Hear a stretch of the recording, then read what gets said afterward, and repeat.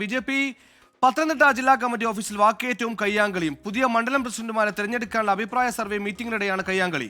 കോന്നി ഭാഗത്തെ മണ്ഡലങ്ങളുമായി ബന്ധപ്പെട്ടാണ് തർക്കമുണ്ടായത്. ശ്രീകുമാരൻ വീണ്ടും ചേരും. ശ്രീജിത്ത്, തുടരാം.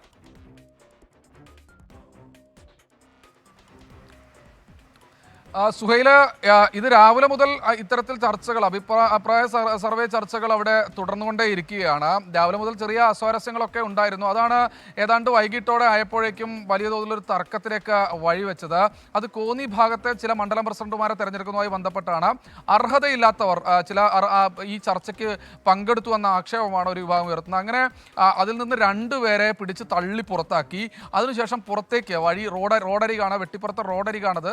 ആ റോഡരികിൽ ടക്കം ഈ തർക്കം നീണ്ടു. എന്തായാലും തൽക്കാലം അഭിപ്രായ സർവേ ചർച്ചകൾ അവിടെ അവസാനിപ്പിച്ച്, അല്ലെങ്കിൽ ആ രണ്ടുപേരെ മാറ്റി നിർത്തിക്കൊണ്ട് ചർച്ചകൾ നടത്തി തൽക്കാലം പിരിഞ്ഞിട്ടുണ്ട്. ഇനി അടൂര് അടക്കമുള്ള മണ്ഡലങ്ങളുടെ ചർച്ചകൾ നടക്കാനുണ്ട്. അവിടെയും കൃത്യമായ രീതിയിൽ തർക്കങ്ങൾ നിലനിൽക്കുന്നുണ്ട്.